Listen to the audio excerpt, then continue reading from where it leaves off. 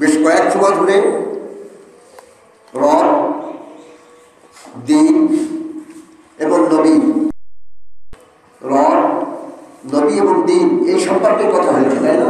গত জুমাতে দিন কাকে বলা হয় এটা সম্পর্কে বলা হয়েছে। এবং একটি কথা আমি বলেছি যে প্রত্যেকটা মানুষ দিনদার। কেন আছে কিনা জানি না, প্রতিটা মানুষ কি বলি নাই? এর থেকে আর মানুষকে আর কি করে বলবো? তাও যদি আমার পরে সবাই রেগে যায় যে আমি অমুক দল করি বলে, তার 7-5 আমি অমুক দল করি বলে আমাকে এরকম করে বলেন, কিন্তু আমি কোনো দলের উল্লেখ করে বলি না। আমি একটা কথাই বলি যে ইসলামী দল মানে আল্লাহ তাআলার দেওয়া নীতিমালার অনুযায়ী যে এক ব্যক্তি চলবে সেই ব্যক্তি হচ্ছে কি দিনের উপরে আছে, তার দিন হবে। সে যদি বলে যে আমার দিন হচ্ছে ইসলাম, ওই ব্যক্তি বলতে পারবে। আজকে কথা মন ফিরে গেল, আমি কথা বলবো আবার। আমার ভাইয়েরা আসুন, কবরের প্রশ্ন সম্পর্কে আজ কয়েক জুমা ধরে হচ্ছে, তা তো জানেন, ঠিক না? প্রথম কথা হয়েছে যে রব কাকে বলা হয়, এর ব্যাখ্যা দেওয়া হয়েছে না? তাহলে কবরের নাকিরের কাছে যদি আপনি এই প্রশ্নের জবাব দিতে চান, তাহলে পৃথিবীতে এই দুনিয়ায় আপনি যতদিন বেঁচে থাকবেন ততদিন কাকে আপনি রব বলে মানবেন? মানে মুখে কথা কিন্তু বুঝে সুঝে বলবেন। আজকে কিন্তু অ্যান্সার একেবারে 3টে বিষয়ের উপরে একসঙ্গে অ্যান্সার দেবো আজকে। কারণ আল্লাহকে তো আমরা বলি না রাজিতু বিল্লাহি রব্বান, মানে আল্লাহকে রব হিসাবে পেয়ে আমি অত্যন্ত সন্তুষ্ট। ইসলামে দিন মানে ইসলামকে দিনী ব্যবস্থা হিসাবে পেয়ে যে আমার জীবন ব্যবস্থাটা যে ইসলাম, এই জীবন ব্যবস্থার উপরে আমি কি সন্তুষ্ট। এবং এই জীবন ব্যবস্থা সম্পর্কে যে ব্যক্তি নাকি মেসেজ দিয়েছে, আমাকে খবর দিয়েছে, এই মেসেঞ্জার যে মোহাম্মদ, এর উপরেও আমি কি সন্তুষ্ট। অর্থাৎ তো এই রাজিতু বিল্লাহি রব্বান ওয়া বিল ইসলামি দীনা, মানে রাজিতু বিল ইসলামি দীনা, রাজিতু বিনবিয়্যিন মুহাম্মাদা। শব্দটা এখানে এতগুলো উচ্চ রয়েছে। আপনারা তো পড়েন রাজিতু বিল্লাহি রব্বান ওয়া বিল ইসলামি দীনা ওয়া বি মুহাম্মাদিন নবিয়্যুনা, এখানে অনেক শব্দ উচ্চ আছে কিন্তু। আচ্ছা যান, তাহলে দুনিয়াতে যদি আল্লাহকে রব বলেই যদি স্বীকার করতে হয়, তাহলে আল্লাহর বিধান মানতে হবে নাকি? আচ্ছা বলে, আমি একটা কথা আপনাদের কাছে বলবো, আমার ভাইরা তো দেরিতে আসবে, কথা তো প্রথম দিকে না শুনলে শেষের দিকে কথা শুনে এক একজন এক একটা করে মন্তব্য দিয়ে চলে যায় যে খতিব সাহেব এই কথা বলেছি, কিন্তু পূর্বে যে কি কথা বলেছি এটা সম্পর্কে যদি অকিফাল না হয় শেষের কথা মিলাতে পারে না। আমি তো আপনাদের কাছে প্রতিদিনই যে কথা বলি, শুক্রবারে, প্রতিদিন বলতে শুক্রবারে যে কথা বলি, এটা কিন্তু আজীবন অন্ত আমার কথা দিয়েটাই আমি কিন্তু মিলিয়ে দিই, যে আদি শুনে সে অন্ততে যেয়ে এই দুটো মিলে একটা আর একটার সঙ্গে কানেকশন আছে ব্যাপক আকারে।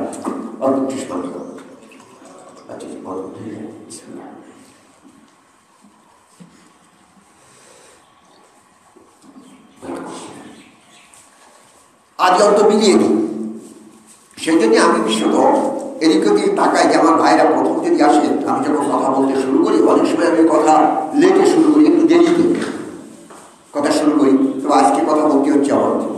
দেখুন, আল্লাহ তাআলার দেওয়া বিধান শুধু নামাজ রোজা হজ যাকাত নয়, এটা কিন্তু আপনাদের আর জানাতে হবে না। কেন জানাতে হবে না? ইসলামের যে 4টে কোরআন, তার ভিতরে বাকি যে 3টে আছে, নামাজ রোজা হজ যাকাত বাদেও আরো 3টে আছে না ইসলামের, এটা তো আপনারা জানেন কি জানেন? তাহলে ওই 3টে বাদ দিয়ে শুধু নামাজ রোজা হজ যাকাত যদি কোনো ব্যক্তি করবার পরে দিয়ে যদি আল্লাহকে রব বলে মানতে চায়, মনে করে যে এটাই আমি আল্লাহকে রব বলে মেনে নিয়েছি, আর রব হিসাবে আল্লাহ আমার পরে খুশি, বা আমিও আল্লাহর পরে খুশি আল্লাহর এতটুকু রবুবিয়াতের ব্যাপারে, তার মানে কে না খুশি হতে পারে? শুধু নামাজ রোজা হজের কথাই যদি মেনে নিয়ে যদি আল্লাহ যদি তার যদি রব হয়, তাহলে সে ব্যক্তি তো খুশি হবেই। কথা বলছেন কি? কারণ আমি নামাজ সলাত আদায় করবো, সে নামাজ বলেন আর সলাত বলেন, যাই বলেন না কেন, সলাত আদায় করলাম, রোজা রাখলাম, যাকে ফাস্টিং বলেন আর উপবাসী বলেন, যাই বলেন না কেন, 1 মাস আপনি উপোস থাকলেন এবং সলাত আদায় করলেন 5 ওয়াক্ত, যাকাত দিলেন, ভালো কথা, পারলে দিলেন, না পারলে সবাই প্রকার যাকাত খরচ হয় না। আর তিনি হজ মনে করেন যে আমার যাতায়াতের খরচা আছে, তাহলে আপনি হজ করতে গেলেন, এতে যদি আল্লাহ আপনার রব হিসাবে যদি আপনি মনে করেন যে এতেই সাকসিয়াল রব হিসাবে এটি যদি আপনি সন্তুষ্ট হন, তাহলে আদারওয়াইজ অর্থনীতি যে আপনার সুভিত্তিক, বিচার আচার যে মানবোচিত আইন, রাজনীতি তো একেবারে মানুষের মতবাদ, এগুলোতে যদি আল্লাহকে যদি রব বলে না মেনে যদি আপনি এই শুধুমাত্র রিলিজন যেটা ধর্মীয় ব্যাপারে এটাই যদি আপনি মানেন, এতে যদি আপনি মনে করেন ওইটা আমার রব বানা হয়ে গেছে, এটা একেবারে পাগলামি ছাড়া আর কিছুই হবে না। তাকে আপনারা বিশ্বাস করেন আর না করেন, সে কালকে কেয়ামতে যে বোঝা যাবে। কারণ আমাকে বারবার ওয়ার্নিং দেওয়া হচ্ছে, বারবার ওয়ার্নিং দেওয়া হচ্ছে যে এরকম কথা যেন না বলা হয়। কিন্তু আমার একটা, আমি হয়তো এমন ধরনের যুক্তি দিই তাতে করে অনেক লোকে বুঝতে পারে। নিজে তো ওই সেই কিটা কইল যে একটা কথা বড়ের কাছে জিজ্ঞেস করছে যে আমার কাঁঠাল কিটা চুরি করেছে, তা আমার কাঁঠাল চোর ধরে দিতে হবে। তা ও ধরা তো কোনো বিষয় না, বলতিস প্রায় ভেঙে যাওয়ার মতো। সেই সময় বড়দের কাছে বলছি যে আমার কাঁঠাল চোর ধরে দিতে হবে, আমার সে বড় কাঁঠাল চুরি করে দিয়ে গেছে। তাহলে কাঁঠাল যে চুরি করেছে তার মাথায় তো আটা দিয়ে রয়েছে। আচ্ছা, চোর ধরতে কি আর বাকি আছে? একজন হঠাৎ করে এই কথা শুনে আটা কাঁঠাল যে চুরি করেছে তার মাথায় তো আটাই আছে, কার কাঁঠাল মাথায় করে নিয়ে গেছে। এখানে কথা বলবার পরপরই কিন্তু প্রত্যেকটা লোকই নিজের খবর বুঝতে পারে, বুঝতে পারে না? কে কোন দল করে বুঝতে পারে না। মসজিদে আসা কোনো ফ্যাক্ট নয়, নামাজ রোজা হজ যাকাত কোনো ফ্যাক্ট নয়। এটা কিন্তু অনেক সময় বলা হয়েছে ওমা খালাকতুল জিন্না ওয়াল ইনসা ইল্লা লিয়াবুদুন, একটি আয়াত আছে যে আমি মানুষ এবং জিনকে তৈরি করেছি দাসত্বের উপাদান দিয়ে। আচ্ছা, যে উপাদান যার ভিতরে থাকবে সেই কাজই হবে না। তাই যদি দাসত্বের উপাদান দিয়ে যদি মানুষকে তৈরি করা হয়, তো ইচ্ছায় অনিচ্ছায় কোনো কিছু দাসত্ব সে করবে। তাই ওই মসজিদের প্রথম দিকে যখন আমি বলছিলাম বাস পূজা, কাঠ পূজা, নক্ষত্র পূজা, সাগর পূজা, তারপরে গিয়ে দেবতা পূজা, যে পূজাই করুক না কেন এই পূজার উপাদান তার ভিতরে রয়েছে, তাই পূজা করে। কিন্তু এই পূজারীরা কিন্তু আল্লাহর হুকুম মানে না, আদারওয়াইজ অন্য কোনো হুকুম মানে না। কথা বুঝতে পেরেছেন? একজন দাস পূজা করছে, একজন পাহাড় পূজা করছে, একজন পুতুল পূজা করছে। মক্কার একেবারে পাষণ্ড কাফের যারা, তারাও কিন্তু খাবারের আগে যে পাথর পূজা করে দিত। কথা বুঝছেন? ইতিহাস দেখবেন, কারণ পূজার উপাদান দিয়ে মানুষকে তৈরি করা হয়েছে, তাই পূজা করার মানুষের একটা কি স্বভাব। কথা বুঝতে পেরেছেন? পূজা করা মানুষের একটি স্বভাব। আদারওয়াইজ অন্যান্য হুকুমকে যারা না মানে, তাহলে যারা গাছ পূজা করে, পুতুল পূজা করে, বাস পূজা করে, তারাও যেরকম পূজা করে, দেবতা পূজা করে, অনুরূপভাবে যে মুসলমান দাবি করে সে শুধু নামাজের ভিতরেই তার ইবাদত সেবাবদ্ধ রাখে, আদারওয়াইজ অন্য কোনো হুকুম না মানে, সেও কিন্তু ওই রকম পূজারি, সেও কিন্তু ওই মৎস্যকের মতো। কথা না বলি আছে, কথা একটু আর শরীর ভালো না, 3 দিন জ্বর আছে, কথা না বলি কেউ যেন একে অপরের দিকে হাসা না হয়। আজকে কথা শুনে বারবার ওয়ার্নিং দেওয়া হচ্ছে আমাকে। তাহলে গাছ পূজা বাস পূজা একজন করছে, আর আপনি মনে করছেন যে মসজিদে এসে বহুতে দিয়ে বললাম আমি কথাটা আফসোসের কারণে। যদিও মধ্যে তবাই জানে অমা আনা মিনাল মুশরিকিন, এটা তো মধ্যে তবাই হয়েছে ভিতরে, এই জন্য আমি টেনে বললাম। তার মানে আমি একটা ডাইরেক্টলি বলতে চাচ্ছি যে আমি মুশরিকের অন্তর্ভুক্ত নই।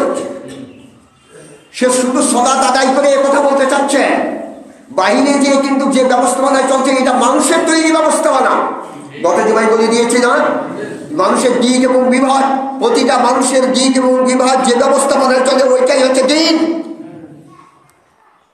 বোঝেন যে কথাটা কালকে গত জমার কথাটা বুঝতে পারেননি, এটা মনে রাখবেন। কিন্তু মানুষের দিক এবং বিভাগ, চলবার দিক এবং বিভাগ যে ব্যবস্থার ভিতরে চলে সেই ব্যবস্থাটার নামই হচ্ছে দিন।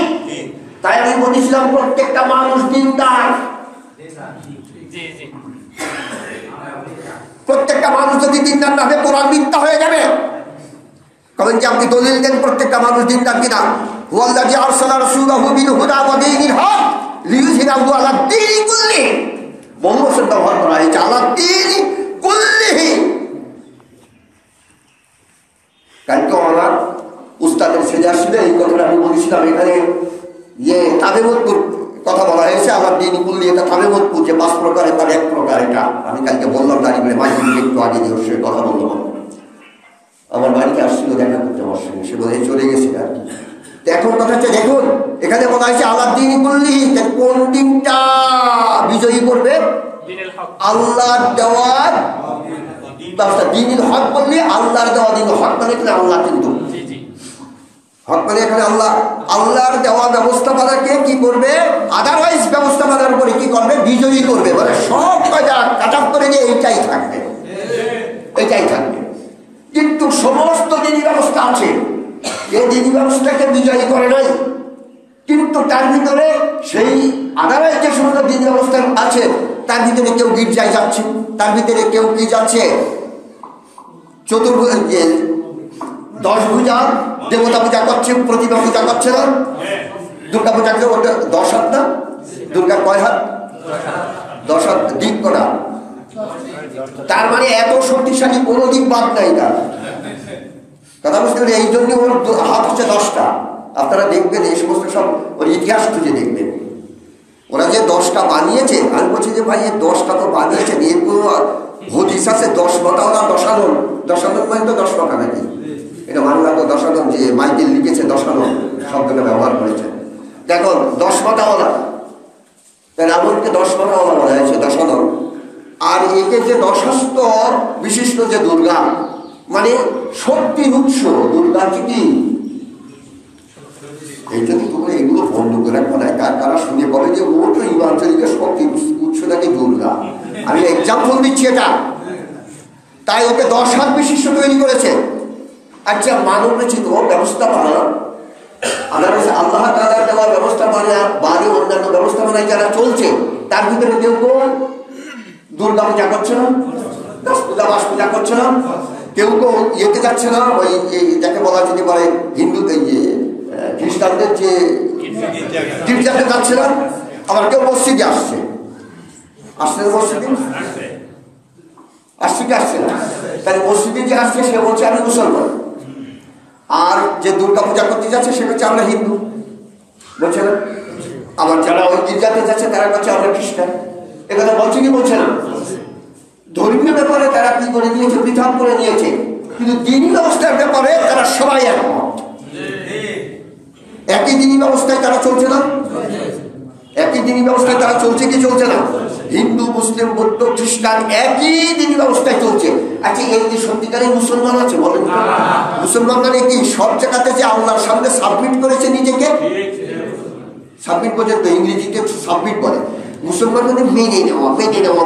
আসলামা ইসলাম তাসলিমান মানে আসলামা ইসলাম মানে মানলে না, মানে গদ্দান নেহাদান বাতাত। এই কথা বললে ফার্সিতে বললে তাড়াতাড়ি বলতে পারি, তখন বাংলা বুঝতাম না। ওই রকম ওই আল ইসলাম ও গদ্দান নেহাদান বাতাত মুখস্থই ছিল।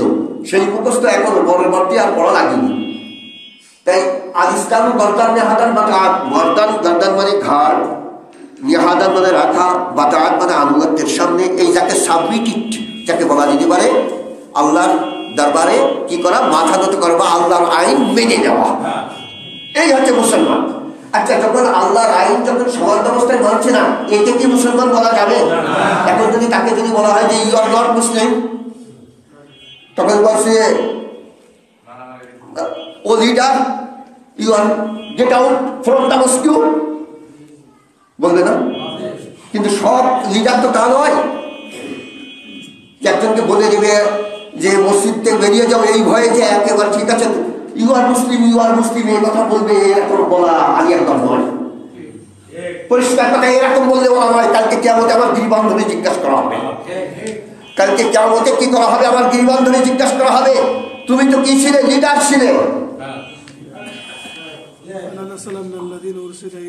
লিডার ছিলে, কিন্তু তাদেরকে কি লিড দিয়েছিলে? মিসলিড করেছিলে, মিসলাইড। তুমি কি মিসগাইড করেছিলে তাদেরকে? কালকে কিয়ামতে যদি আমাকে যদি গাইডার হিসেবে যদি আমি প্রমাণিত হই, আমি আগে সর্বপ্রথম তোদেরকে তলদেশে যাব, তাহলে আমার বাঁচতে হবে না? আমার তো বাঁচতে হবে, আমার বাঁচতে হবে।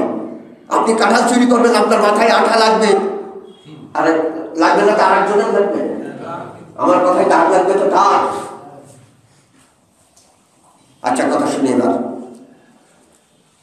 তাহলে আল্লাহ তাআলার দেওয়া ব্যবস্থাপনার বহির্ভূত ব্যবস্থাপনা দিয়ে যে ব্যক্তি চলবে সে ব্যক্তি কি নয়? মুসলমান নয়। সে যে যাই করুক যাক, আপত্তি নাই। সে মসজিদে এসে সালাত আদায় করুক, গির্জাতে গিয়ে একেবারে দোয়া করুক, যিশু এবং মেরি সামনে করে রেখে সে প্রার্থনা করুক, তাসবিহ মানুক 3 খোদা, তাসবিহ মানে 3 খোদা যাকে বলা যেতে পারে, মেরি তৃতীয়বাদ যাকে বলা যেতে পারে। আপনি দ্বিতীয়বাদ হন, তৃতীয়বাদী হন, তাতে কোনো আমার আপত্তি নাই। কিন্তু আপনি যদি নিজেকে মুসলমান বলে যদি কালকে কিয়ামতে যদি বান্দাইমান করতে চান, ওয়ালা তামুতুন্না ইল্লা ওয়া আনতুম মুসলিমুন যে কথা আল্লাহ তাআলা বলেছেন, যদি আপনি নিজেকে যদি মুসলিম বলে কালকে কিয়ামতে যদি আপনি উড্ডীয়মান হতে চান বা আল্লাহর কাছে এটা যদি আপনি প্রমাণ করতে চান, তাহলে আল্লাহর দেওয়া ব্যবস্থাপনা একেবারে একনিষ্ঠভাবে আপনাকে মানতে হবে সব জায়গাতে। আপনি যে বলবেন যে রাজনীতি দিয়ে ওটা আলাদা, আরে ভাই ধর্মীয় নীতির ব্যাপারে আমরা সবাই একসঙ্গে নামাজ পড়ছি, আমরা মসজিদে যাচ্ছি, আমরা কি মুসলমান নয়? নট। এদেরকে মুসলমান বলা যাবে না, মুসলমান কখনোই বলা যাবে না। আপনারা আসেন যুক্তি তর্কে, এদেরকে মুসলমান কখনোই বলা যাবে না। কেন বলা যাবে না? কারণ আল্লাহর দেওয়া ব্যবস্থাপনাই মানে না যারা, তারা মুসলমান হয় কি করে? সালাত আদায় করছে কোন কারণে? কারণ ওই যে তাদেরকে দাসত্বের উপাদান দিয়ে তৈরি করা হয়েছে না। আচ্ছা, ইঁদুর তো যেখানে সেখানে লাগে, দেখেন না অনেক সময় পাকা রাস্তায় ইট কাটছে, শব্দ করছে, যে পাকা রাস্তায় লেগেছে কি জন্য? এখানে তো কিছু নাই, গাছ কাটে, বই কাটে, ইট কাটে, কর কর কর কর শব্দ হচ্ছে। ইটি যখন দাঁত বাদায় কর কর করে না, আপনারা শুনেছেন জানা যায় না, কাটছে কি যদি কাটে? দাঁত বাড়ে, ইঁদুরের দাঁত, এই বর্ধিত দাঁতের বর্ধিত যন্ত্রণায় দাঁত বাড়ে, তাই একটু সুলাই বা যন্ত্রণা করে। ছোট ছোট বাচ্চারা দুধ পান করছে মায়ের, অনেক সময় মায়ের স্তনের বোটা, দুধের স্তনের বোটা কামড়ে দিচ্ছে না, কাছে যে রুড়া ঘষে দিতে হবে, তাছাড়া হবে না। তারপরে শক্ত জিনিস ঘষে দিলে ও মনে করবে যে এটাও শক্ত আর আমি আর কাটবো না, এই বোঝাতে চাই। কিন্তু ওর তো সুদচ্ছে দাঁত, দুটো দাঁত উঠেছে উপরে, দুটো নিচে, দুটো 4টে দাঁত, একেবারে সলার দাঁতের মতো দেখা যাচ্ছে। ও সুদচ্ছে, ওর দুধ চুপ দিতে দিতে বাঁচি বাঁচিতে কামড়াইছে কামড়াইছে, ব্যথা তো লাগছে মার। এখন ওই বর্ধিত, যে বর্ধিতের কারণে যে যন্ত্রণা, এই যন্ত্রণা রিমিশন করবার জন্য ও কি করে? বিভিন্ন জিনিস কাটে। তাই এই দাসত্বের উপাদান মানে আত্মতৃপ্তি, মানে আত্মার খসখসাদি দূরীভূত করবার জন্য কেউ কোথায় যায়? গাছ পূজা করে, কেউ বাস পূজা করে, কেউ কুকুর পূজা করে, কেউ মসজিদে এসে বলে যে মসজিদে ধোকা দিয়ে সে আত্মতৃপ্তি করে চলে যায়। একেবারে প্রত্যেকেরই একটি কাজ, কথা বুঝতে পেরেছেন? তাই মুসলমান বোঝা যাবে ওই সময় যখন সে বাহিরে যে আল্লাহকে অবিধান মানবে, শুধু মসজিদে এসে মানতে হবে না যে নামাজের খরচ করা। ইমাম সাহেব শিক্ষা দিচ্ছে, ইমাম সাহেব খুবই ভালো, ওটা কি? তা নামাজের শিক্ষা দিয়েছে কি? তা সে নামাজে নাকি 13 ফরজ গো, তা ভিতরে নাকি 6টা আর বাইরে নাকি 7টা। তা সে হ্যাঁ ভাই, তা উনি কি বলে দিয়েছেন যে বাইরে 7টা না, বাইরে হচ্ছে 8টা? তা সে না, তো 7টার কথা বলেছেন। কাপড় পাঠ, শরীর পাঠ, জায়গা পাঠ, এই সমস্তগুলো পাঠ পবিত্র থাকতে হয় না? সর্বপ্রথম হচ্ছে পাঠ হচ্ছে আত্মা পাঠ, শিরক থেকে মুক্ত হওয়া। ইয়া আইয়ুহাল্লাযীনা আমানু ইন্নামাল মুশরিকুনা নাজাস, নাজাস, নাজাস, নাজাস শব্দ হচ্ছে নাপাক। সেটা কবতাকে পানিতে ডুব দিলেও পাক হয় না, সেটা কি কষ্ট সাবান মাখলেও পাক হয় না। জানে কষ্ট তো আগে তো কষ্টই বলতে, এখন লাক্সারি, লাক্সারি মানে হাইফাই, মানে যাকে আর কি তাড়াতাড়ি আসছে না, বিলাসবহুল। এই তো বিলাসবহুল যে লাক্সারি, এই সমস্ত সাবান মাখলেও পাক হয় না। সেটা পাক হয় কি? একত্ববাদে, আল্লাহ তাআলার দেওয়া তৌহিদবাদ। মানুষে মনে করে যে তৌহিদ মানে আল্লাহকে স্বীকার করা শুধু নয়, আল্লাহর মতবাদকে স্বীকার করার নাম তৌহিদবাদ। এই জিনিসটাই মৌলবীরা বোঝাতে পারে না। আল্লাহকে স্বীকার করার নাম তৌহিদবাদ নয়, আল্লাহকে স্বীকার করার নাম একত্ব। আর আল্লাহর দেওয়া মতবাদকে স্বীকার করার মানে একত্বের মতবাদ।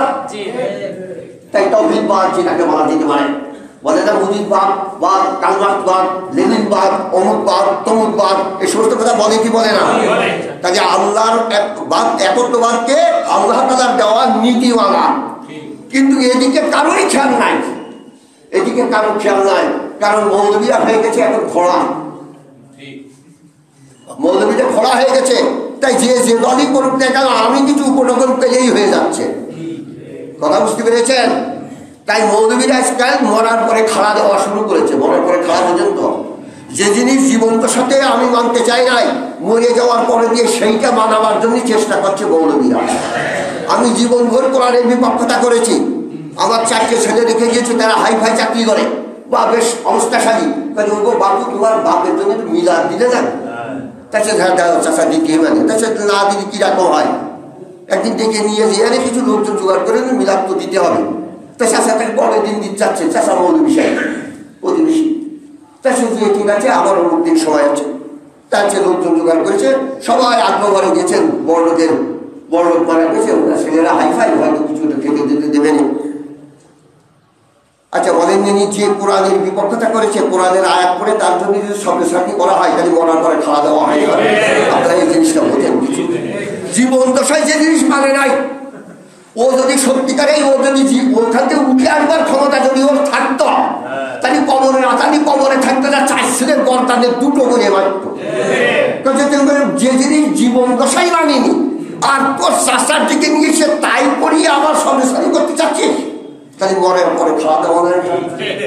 তাই মৌলবীরা মরার পরে খাওয়া দিয়ে টাকা নিয়ে যাওয়া হতো। আপনারা জানেন মৌলবীদের সম্পর্কে? মৌলবীদের সম্পর্কে আপনারা জানেন না? এরা যে এত কনসেন্ট করতে পারে সে বলার কথা না। এত কনসেন্ট মানে গোপন, অথচ প্রত্যেকেই একেবারে গলা কাঁপিয়ে একেবারে সেই সৌদি লেহান যাকে বলা যেতে পারে, এলহান যাকে বলা যেতে পারে, ওই সুরে কোরআন তেলাওয়াত করে যাচ্ছে। যে হুজুর ব্যাপক কোরআন তেলাওয়াত করেছে, কিন্তু 500টা আয়াতের কথা যখন বলা হবে তখন ওগুলো বাদ দিন, ভোটে এখন সমাজে চলে না। এখন ইস্যু লাইখা যে দৌড়দৌড়ি করলে এই নিয়ে ভোট। কথা বুঝতে পেরেছেন? বিষয় হয়ে গেছে। তাহলে 8টা কি বলেছি? যে শরীর পাক, কাপড় পাক, জায়গা পাক, তো 7টা আপনার শিক্ষা দিয়েছে। কিন্তু এই 7 কাজে আপনার উপরে ফরজ হবে কখন? যখন আপনি ওই 1টার থেকে পাক থাকবেন। কথা বুঝতে পেরেছেন? ওটা আবার কি রাখো, ওটা হচ্ছে শিরক মুক্ত হয়ে যাবে সর্বপ্রথম। সালাত ফরজ হওয়ার জন্য কি হয়ে যাবে? সে মুশরিক হতে পারবে না। তাই আবু বকর যখন শিরক মুক্ত হলো, তখন 80 বছর বয়সে তার উপরে সালাত ফরজ হলো। এর আগে দিয়ে যত পবিত্রতাই অবলম্বন করুক না কেন, কিন্তু পবিত্রতা সে অবলম্বন করতে পারে নাই। কথা বুঝতে পেরেছেন? তাই কথা শুনি। আলহামদুলিল্লাহ। তাই রব সম্পর্কে জিজ্ঞাসা করবে। আপনি যদি আল্লাহকে রব বলে যদি দুনিয়াতে না মেনে যান, এটা আপনি বলতে পারবেন না। এটা তো কয়েক জমা ধরে আমি বলেছি, ঠিক কি ঠিক না? এখন যদি সত্যিকারে আপনি মোহাম্মদকে বিপদে ফেলাবেন না, কারণ যে কি আয় যাবার সেদিনকে একবার দিনদার বুঝা হাত উঠেছি আপনাদের কাছে, যে গর্দার কারণ কাছে বলবেন না, হাত তুলে যান না করে যে আমি সবাইকে দিনদার বললাম। পরে যে ব্যাখ্যা দেওয়ার পরে আপনারা বুঝতে পেরেছেন যে প্রত্যেকেই দিনদার। মোহাম্মদ কিন্তু কালকে কিয়ামতে কি হবে? আল্লাহর দরবারে ধরা খেয়ে যাবে। আস্তাগফিরুল্লাহ রাব্বি মিন কুল্লি যামবি ওয়া আতুবু ইলাইহি। এতে ধরে ফেলছে, তো এই জন্য এটা পড়ে নিলাম। এখন ধরা খেয়ে যাবে। এখন যদি মোহাম্মদ যদি আপনি যদি কবরে বলেন মোহাম্মদ আমার নবী, আমার নবী আছে মোহাম্মদ, কিন্তু মানবরচিত জীবন ব্যবস্থায় আপনি চলেছেন, তাই মোহাম্মদ ধরা খাবে না। কাজে মোহাম্মদ তোমাকে মেসেঞ্জার হিসাবে পাঠাইলাম, কিন্তু ওই মেসেজ দিয়ে এই জন্য আল্লাহ আপনাকে বলতে দেবে না। কিন্তু আদারওয়াইজ আল্লাহর দেওয়া বিধিবিধান বাদে, জীবন ব্যবস্থা বাদে অন্য জীবন ব্যবস্থা চললে লাদুই বলতে হবে, যাতে মোহাম্মদ ধরা না খায়। এখন আবারও বলবো কথা, আপনারা সবাই উপস্থিত হন সবাই কথাটা শুনি। এখন আপনার নবী কিনা, খবরদাতা কিনা, মেসেঞ্জার কিনা, যে কে খবর দিল, নিউজটা দিয়েছে কি? আপনি যদি কথা বলতে পারেন, কিন্তু আপনি জীবনে চলে বসে আপনি জীবনে চললেন কি মানবরচিত আইন অনুযায়ী, ব্যবস্থাপনার অধীনে, অথচ আপনি ওই কথা বলতে পেরেছেন যে এই তোমার এই ব্যবস্থাপনায় যে চলেছ, এই নিউজটা তোমার কে দিয়েছে? তা আপনি বললেন মোহাম্মদের যখন তখন টাকা হবে না। তোমাকে তো এই ব্যবস্থাপনার খবর দেওয়ার জন্য আমি পাঠাইনি, আমি যে ব্যবস্থাপনা দিয়েছি এই ব্যবস্থাপনার নিউজ দেওয়ার জন্য তোমার পাঠাইছি। তাহলে মোহাম্মদ ধরা খেয়ে যাবে না? এখনো বুঝুন না। সেই জন্য আপনাকে বলতে দেবে না আল্লাহ তাআলা, যে আপনি বলতেই পারবেন না, আজই বলবেন। যাকে ওনার মেসেঞ্জার, যে মোহাম্মদ রাসূলুল্লাহ সাল্লাল্লাহু আলাইহি ওয়াসাল্লামের কথা আপনি বলতে পারবেন না, মোহাম্মদ রাসূলুল্লাহ সাল্লাল্লাহু আলাইহি ওয়াসাল্লামের কথা আপনি বলতে পারবেন না এই কারণে যে আপনার জীবন ব্যবস্থাটা মোহাম্মদের আনিত জীবন ব্যবস্থা না, এই জন্য আপনি বলতে পারবেন না। তাই মোহাম্মদ সাল্লাল্লাহু আলাইহি ওয়াসাল্লাম তাকে কিয়ামতে ধরা খাবেন না। নসেনকে যদি আপনি যদি বলতে পারতেন তাহলে মোহাম্মদের ডেকে নিশ্চয়ই জিজ্ঞাসা করা হতো। কারণ আপনার ছেলেকে এক জায়গায় নিউজ দিয়ে পাঠিয়েছেন জনের কাছে, এক বই নিয়ে আমার কথা বলে দিয়েছেন, কিন্তু তারা যে অন্য লোকে আর এক জায়গায় নিয়ে গিয়েছেন। বাবা যে বছর থেকে তোদের বললে কিনা, তাই সে খোকন বলে গেছেন, তাই ডাক্তার খোকনের কি আপনি বলবেন না ডাক্তার? এখন যদি খোকন বলে যে হ্যাঁ আব্বা আমি নিরতি বলেছি, এই বেউকুফ, ওইটা বলো বলতে তুই ওই জায়গায় নিরতি করেছিস কেন, এই কথা বলবে কি বলবে? তাহলে কি আল্লাহ তাআলা ওই রকম ভাবে ডেকে জিজ্ঞেস করবেন না মোহাম্মদকে? তাই ওরা মোহাম্মদ রাসূল সাল্লাল্লাহু আলাইহি ওয়াসাল্লাম যে নিউজ দিয়ে গেছে এটা না মানার দরুন তারা নিজেরা যে মতবাদের পরে চলেছে, এই মতবাদের পরে চলবার পরে দিয়ে তাদের কাছে যদি জিজ্ঞাসা করা হয় তো তোমার খবরটা কি না, ও বলতে পারবে না। জি, এই জন্যই মোহাম্মদ রাসূল সাল্লাল্লাহু কালকে কিয়ামতে জিজ্ঞাসা করা হবে না। কথাটা বুঝতে পেরেছেন? যদি আপনি বলছেন যে মোহাম্মদ, তাহলে কিন্তু নিশ্চয়ই কি করা হতো, জিজ্ঞাসা করা হতো। কারণ আপনার বাচ্চাকে যেমন আপনি জিজ্ঞাসা করেছেন, কথা পেস্টেটা বুঝতে পেরেছেন? কিন্তু গভীরের কথা এগুলো ভাবার দরকারও নাই। যদি ভাবেন ভাবার মতো ভাববেন। আচ্ছা যাক, তাহলে যখন আপনার জীবনের চলবার দিক এবং বিধানটা আল্লাহর দেওয়া ব্যবস্থাপনার বহির্ভূত হবে, তখন আপনি কি থাকবেন না, মুসলমান থাকবেন না। ঠিক কি ঠিক না? তাহলে আপনি আজকে লক্ষ্য করে দেখেন আমার বাংলাদেশে আমাদের চলবার দিক এবং বিভাগ, এটা কি সত্যিকারে আল্লাহ তাআলার দেওয়া বা রসুলের আনা ব্যবস্থাপনা? আপনার অর্থনীতির কথাই আজকে বলেন, অর্থনীতির কথাই বলেন। বাংলাদেশের অর্থনীতি কিসের উপরে নির্ভর করে? অর্থনীতির চাকা সুদের গাড়ির পরে চলে চলছে না? আচ্ছা, সুদকে কে হারাম করেছে? কোন আল্লাহ? যে আল্লাহ আপনি এখানে এসে পূজা করতে, সুদকে যে আল্লাহ হারাম করেছে সেই আল্লাহর পূজা করতে এসছেন।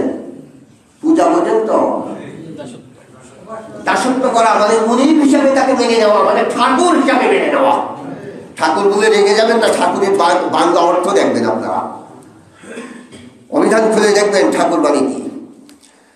তো যাকে ঠাকুর হিসাবে, আজকে ঠাকুর বললাম আমি, তাকে ঠাকুর হিসাবে যাকে আপনি পুজো করতে এসছেন, বাংলা বললে তো সলাৎ বা নামাজ বললে খুশি, আজকালকার নামাজ বলা যাচ্ছে না, আজকাল সলাৎ বলতে হচ্ছে। কোরআনে সলাৎই বলেছে, ফার্সিতে নামাজ বলা হয়। দেখুন, আপনি যারা পূজা করতে এসছেন সেই ব্যক্তিটা নিষেধ করেছে যে আজ একবার তুই সুদিটা করে জড়াস না, কিন্তু আপনার আগে একবার তোর যে সমস্ত অর্থনীতি সুদের চাকার হয়, তুই যখন এটা মানছিস না, তাহলে তোর কাছে আমি কিছুই নেব না, তোর ইমানই নেই। তোর ইমান যখন নেই তাহলে তো তোর একত্ববাদই নাই। তাহলে যখন তোর একত্ববাদ তোর নেই, তাহলে তোর পরে সলাৎই ফরজ হয়নি। তাহলে তুই এই সাত কামাইরা সোনার ভিতরে করে লাভটা কি করবি? তাই বল, হ্যাঁ, তোর লাভটা কি শেষ? তোর কি কোনো লাভ আছে? শরীর পাক, কাপড় পাক, জায়গা পাক, এই তার সাত পাঁচ কোনো লাভ আছে? কোনো কিছুই নাই। আসলে জওহার না থাকলে যেরকম আপনার যদি বাক্স না থাকে আপনি রং করতে পারবেন না, মূল বস্তু না থাকলে রং করতে পারবেন না, যতই রং তুলি থাকা রং থাক, শূন্যে কোনো রং করা যায় না। তাই আপনি যদি একত্রবাদে বিশ্বাসী না হন, তাহলে আসল আর কোনো কিছুতেই আপনার কাজ হবে না। কথাটা বুঝতে পেরেছেন? তাই আপনাদের কাছে আমার বিশেষ অনুরোধ, বয়স হয়তো কোনো ব্যক্তির 80 হয়ে গেছে, 50-এর ঊর্ধ্বে আছে, বা 40 হয়েছে, 30 হয়েছে, 25 হয়েছে, যাদের উপরে আপনারা মনে করেন যে বয়স হিসেবে ব্যবহার করে নামাজ ফরজ হয়ে গেছে, আদায় করতে এসছেন। আবু কুহাফা কিন্তু আমাদের থেকে বয়স বেশি ছিল, এখানে 80 বছরের মানুষ খুব কমই আছেন, হয়তো মাশাআল্লাহ 2-1 থাকতে পারে। 80 বছরের মানুষ আপনাদের মনে জানলে তো হাত তোলেন তো দেখি, 80 বছর তার বয়স আছে।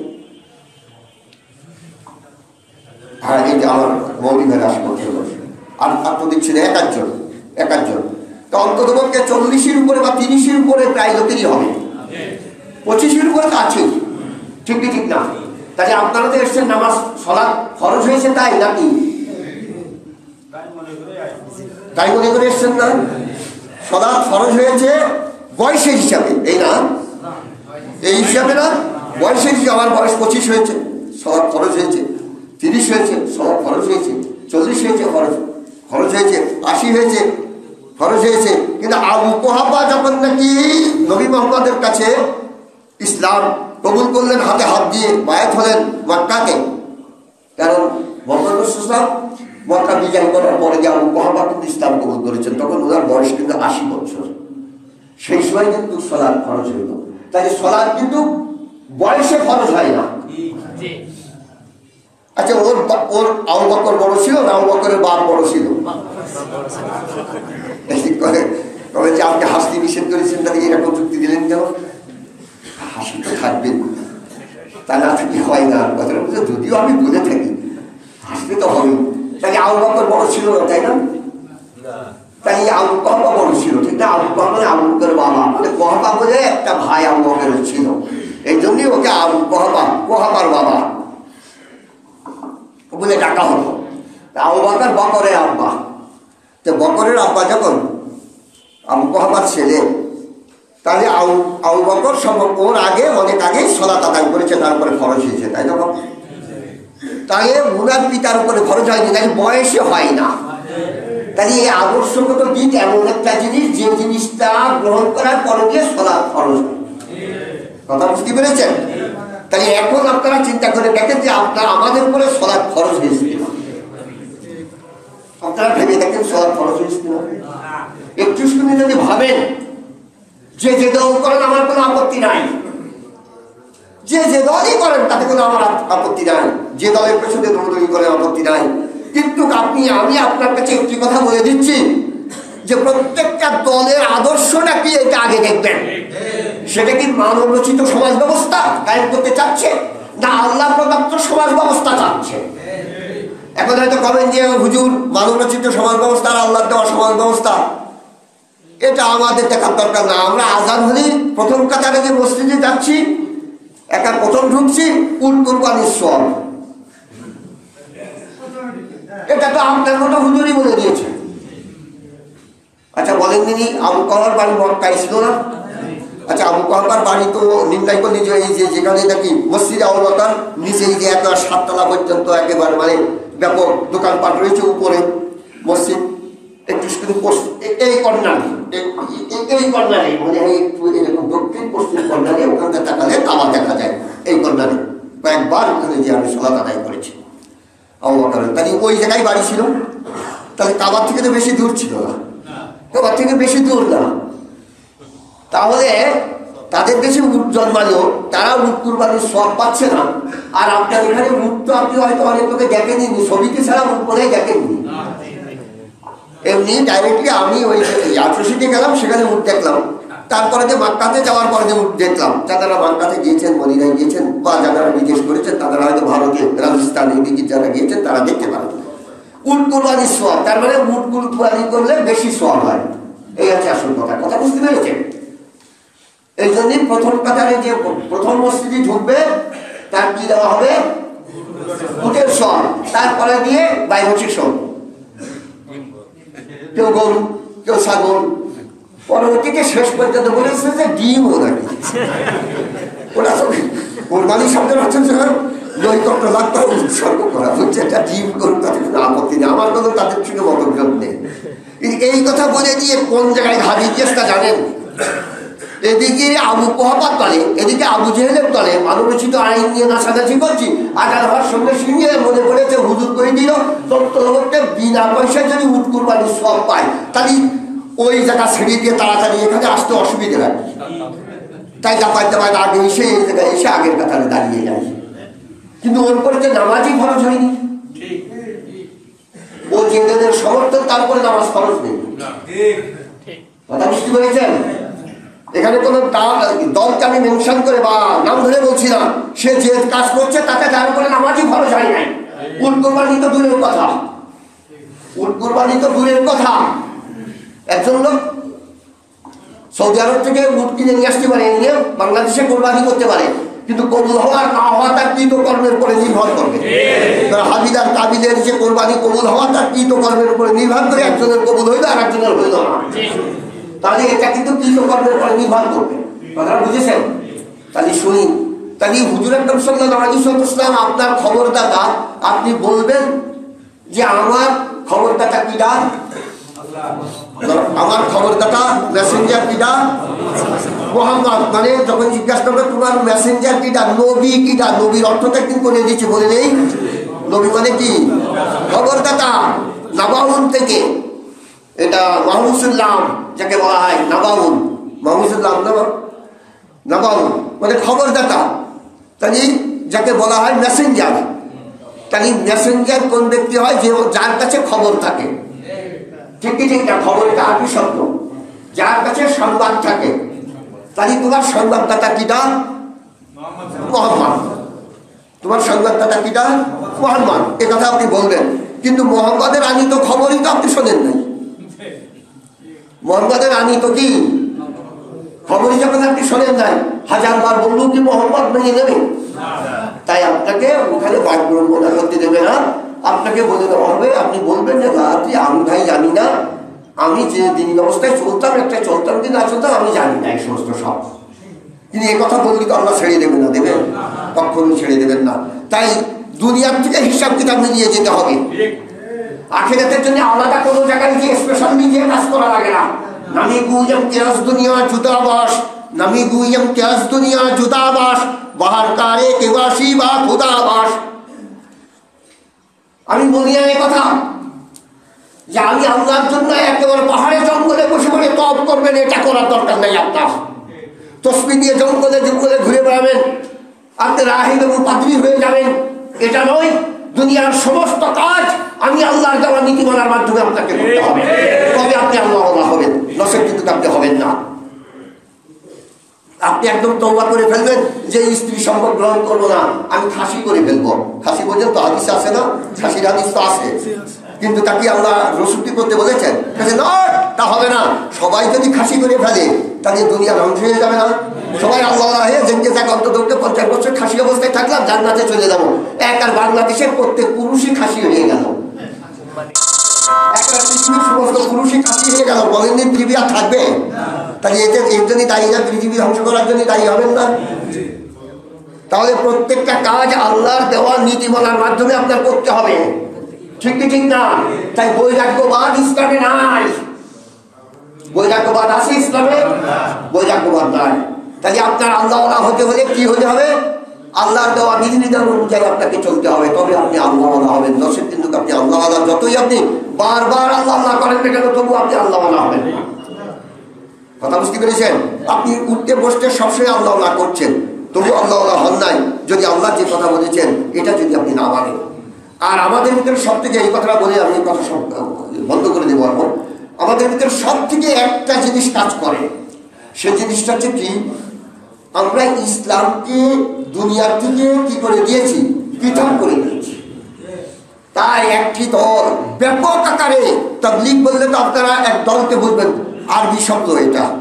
তাবলীগ এটা কি? আমি দলের কথা বলছি না, তাবলীগ জামাত বলছি না। তাবলীগ মানে পৌঁছে দেওয়া, প্রচার করছে একটি দল, সবসময় প্রচার করছে দুনিয়া ছাড়ো, দুনিয়া ছাড়ো, আখিরাত ধরো, আখিরাত ধরো, দুনিয়া ছাড়ো, দুনিয়া ছাড়ো, আখিরাত ধরো। বলছে কি বলছে? যে দুনিয়ার কাজ তো সবসময় করলে আখিরাতের কাজ করো। আচ্ছা, দুনিয়ার কাজ সবসময় করলাম, আখিরাতের কি কাজ আমার? আখিরাতের কি কাজ? এরা কয়দিনকে জন্য নিয়ে যায় বলছে যে কিছু আখিরাতের কাজ করিয়ে দিলাম, আখিরাতের কাজ করিয়ে দিল। সেখানে যে শুধু হয়তো নামাজ রোজা হয়তো একটু শিক্ষা দিল, সুরক্ষা পড়িয়ে দিল। একজন লোক জীবন ভোর চিল্লা দিয়ে যাচ্ছে, জীবন চিল্লা দিচ্ছে, ওর বাহিরে শিখছে না। যখনই তার কাছে রাজনীতির কথা বলা হচ্ছে, খবরদার এই কথাটা বলো না, আমার দুনিয়া দিকে টেনে নিয়ে যেও না, আমি এখন একেবারেই দুনিয়া ছেড়ে দিয়ে আখিরাতের কাজ করা ধরেছি। ও কোনো দিনই সমাজ ব্যবস্থার কথা চিন্তা করলো না। আচ্ছা বলেন দিদি, ও কি কোনো সময় আখিরাতের কাজ করেছে? কোনো দিনই আখিরাতের কাজ করে নাই। ও আত্মপূজারী, মানে আত্মতৃপ্তি করবার জন্য, মনের খোঁজখাজানি দূরীভূত করবার জন্য ওই কাজে লেগে গিয়েছে। সমাজ ব্যবস্থা কিন্তু একদম উল্টে যাচ্ছে, কিন্তু যাচ্ছে কি যাচ্ছে না? তাহলে সমাজ ব্যবস্থা, ইসলাম তো ওকে বলা হয় যে মানুষের তাদের থেকে মানুষের প্রভুত্বর জোয়ারটা নামিয়ে দেওয়ার নামই হচ্ছে ইসলাম। একমাত্র মানুষের তাদের থেকে আল্লাহর জোয়ালটা মানুষের কাঁধায় তুলে দেওয়া, এটাই হচ্ছে ইসলাম। তার অর্থাৎ হচ্ছে এই মানুষ মানুষের দাসত্ব করবে না। কথা বুঝতে পেরেছেন? মানুষ দাসত্ব করবে কার? আল্লাহ। তাহলে আল্লাহর গোলামি করবে মানুষ, আর কিন্তু মানবরচিত আইনে মানুষ মানুষের দাসত্ব করে। আপনি দেখছেন যে মানুষ মানুষের দাসত্ব করছে না? আইন বিচার আচার যা কিছু হচ্ছে সব মানুষ মানুষের দাসত্ব করছে কি করছে না? তাই মানুষ করবে কার দাসত্ব? আল্লাহর দাসত্ব করবে। আর আল্লাহ তৈরি করা পৃথিবী বিশ্ব ভূমণ্ডলে আইন চলবে কার? ঠিক তো? আইন কার চলবে? কিন্তু আইন চলছে কার? মানুষের আইন চলছে। তাহলে আপনার মতো মুসলমান বেঁচে থাকার দরকারটা কি? আপনি একবারও বলতে পারেন না কারণটা কি? গত জমাতে বলেছি না, একথা বললে কি করবে? তার মানে সক্রিয়ভাবে যে বিধিবিধান এখন চলছে এর পেছনে কিন্তু ব্যাপক বড় দল আছে। আর এই যে জাহিদি সমাজ ব্যবস্থাটা সবসময় রাজশক্তি তার বাহন হয়। গত বছরই বলেছি, মনে আছে? রাজশক্তি কি হয়? আর এই রাজশক্তি সবসময় ক্ষমতা রাখবার জন্য তার পেছনে বিপুল সংখ্যার লোক থাকে। থাকে কি থাকে না? বিপুল সংখ্যার লোক থাকে। বিপুল সংখ্যার লোক যদি না থাকে জনগণের রায়ের উপরে নেয় এটা। কিন্তু এখন আর বিপুল সংখ্যার লোক লাগছে না। ইভিএম এমন কায়দায় দিয়েছে, টিপ দিলেই সেই জায়গায়। কি কিছু মনে করবেন না? কিছু যতই যাই করেন না কেন, আপনার মনের ভিতরে যাই থাকুক না কেন, কিন্তু নিয়ে ওই কাজ হই এইরকম করে বলছে তো আজকাল। তাহলে আপনি পারবেন কি করে? তাহলে এখন লোকের দরকার নেই, আমি ক্ষমতায় টিকে থাকবো, এইরকম একটা অবস্থা ঘটে গেছে না এখন। আপনি তার বিপক্ষতা যখনই করবেন তখনই সেই সমাজ ব্যবস্থার লোকেরা যখনই দেখবে যে এই ব্যক্তি আমাদের এই সমাজ ব্যবস্থার ক্ষতি করতে চাচ্ছে, যখন তখন আপনাকে ধরে জেলখানায় দেবে, যখন তখন হয়তো ফাঁসি ঝুলিয়ে দেবে, নাই আপনাকে আজীবন কারাগারে আবদ্ধ করবে, নাই দেশ ত্যাগ করতে হবে। আজারি সাহেব কোথায় রয়েছে? হ্যাঁ, সে কি ইচ্ছাই গেছে? তাই তো আপনারা সবই জানেন, আমার বলার তো দরকার ছিল। যাকে তাই কোথায়? আপনারা একটু ভাবেননি এগুলো? জি হ্যাঁ, এগুলো তো আপনারা ভাবেন না কোনো সময়। আমি যে কথাগুলো বলি আপনারা মিলিয়ে দেখবেন। এটা কিন্তু পাগলের মতো আমি বলছি না, আমি কিন্তু ভেবে ভেবে বলি এগুলো, যে কেন তাদেরকে তাড়িয়ে দেওয়া হচ্ছে। কারণ এই সমাজ ব্যবস্থা মনে করছে, এই সমাজ ব্যবস্থার লোকেরা প্রতিষ্ঠাতারা মনে করছে যে আমাদের এই ব্যবস্থাপনা কি হবে, উল্টিয়ে দেবে, উল্টিয়ে দেবে। তাই নিবন্ধন বাতিল করে দেওয়া হচ্ছে, দেখছে না? একদিনকে বলেছিলাম নিবন্ধন এখানে বাতিল করুক, তাতে আপত্তি দেয় যারা করছে তাদের নিবন্ধন এক জায়গায় বাতিল হয়ে যাচ্ছে।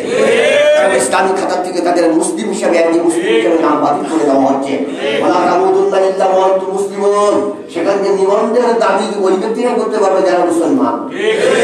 মুসলমান তো বহুত আগেই হয়েছে লিঙ্গের অগ্রভাগ পেটে গিয়ে, লিঙ্গের অগ্রভাগ কাটার পরে যে মুসলমান হয়ে গেছে না, এ তো আর দূরীভূত হবে না। নোট তা নয়, এটা তা নয়। যাক, তাহলে আজকে আমরা কি করবো?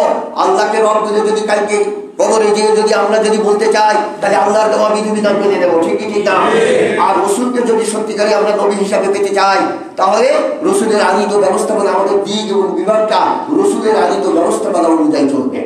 তাহলে আমাদের অর্থনীতি, আমাদের সমাজনীতি, আমাদের বিচার নীতি সব আল্লাহ তাআলা রসুলের আনিত ব্যবস্থাপনা অনুযায়ী চলবে। সেগুলো এখনো আছে না? আছে কি আছে না? আল্লাহ তাআলা বলেছেন, আলিয়াউমা আকমালতু লাকুম দীনাকুম ওয়া আতমামতু আলাইকুম নি'মাতি ওয়া রাদিতু লাকুমুল ইসলাম দীনা। পরিপূর্ণভাবে কোরআনের ভিতরে এগুলো বিশ্লেষণ আছে কি নেই? আল্লাহ রাসূল বলে গেছেন, তারা তুফিকুম আমরাইন, দুটো জিনিস তোমাদের কাছে রেখে গেলাম। কখনোই তোমরা পথভ্রষ্ট হবে না যদি এই দুটোকে তোমরা আঁকড়িয়ে ধরো, কিতাব আল্লাহ ওয়া সুন্নাত রাসূলিহি, আল্লাহর কিতাব আর তোমার রাসূলের ব্যবস্থাপনা। কথা বুঝতে পেরেছেন? এগুলো আছে কি নেই? অবশ্যই আছে।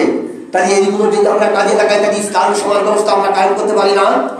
তাহলে ইসলামী সমাজ ব্যবস্থা কায়েম করতে পারে এমন হাতিয়ার আল্লাহ রাসূল রেখে গেলেন আমাদের কাছে, আল্লাহ তাআলা তার গ্যারান্টি দিয়ে দিলেন। তাহলে এত মুসলমান থাকা সত্ত্বেও কেন সেদিকে একবারও আন্দোলিত হয় না? আন্দোলন হয়ে নাই, দোল খাই না কেন যে ওইদিকেই যাক, আল্লাহ ওইদিকেই যাক? কারণটা কি? কিসের ভয়ে পারেন না? কতদিন বেঁচে থাকতে চান? জঙ্গে আযাবের সময় যখন নাকি মুশরিকরা সময় হয়ে গেছে, হুজুর নবী সাল্লাল্লাহু আলাইহি ওয়াসাল্লামের সঙ্গে অনেক মুনাফিক ছিল, হিপোক্রেট যাকে বলা যেতে পারে। অনেক মুনাফিকরা বাহানা করছিল যে আমাদের বাল বাচ্চা উন্মুক্ত অবস্থায় রয়েছে, আমাদেরকে একটু অনুমতি দেন, আমি চলে যাই। আল্লাহ তাআলা ডাইরেক্টলি বলে দিলেন, অনুমতি পেলেও অল্প কিছুদিন বেঁচে থাকবে, তারপরে কিন্তু মৃত্যু আশ্বাস পান করতে হবেই। তাহলে একদিন তো চলে যেতে হবে, হবে কি হবে না? তাহলে যদি আমরা যে সমস্ত সব জান্নাতে যাওয়ার জন্য যে কাজগুলো করছি, এটা যদি অকার্যকর হয়, কিছু নিয়ম নীতি না মানার দরুন, তাহলে এগুলো তো করা আদৌ সম্ভব করতে হয়। ঠিক কি ঠিক না? সালাত ফরজ তারপরে যে ব্যক্তি আল্লাহকে বিশ্বাস করেন এবং আল্লাহর আইন মানেন, তার উপরে না? তাহলে আল্লাহর দেওয়া বিধিবিধান যে ব্যক্তি না মানে, তার উপরে সালাত ফরজ। তাহলে আল্লাহর দেওয়া বিধিবিধান আমরা কেউ মানি না, আজকে নামাজ না করে চলবে, বাজার করে চলবে, দরকার নেই। ওয়াকিল আলহামদুলিল্লাহ বলে তো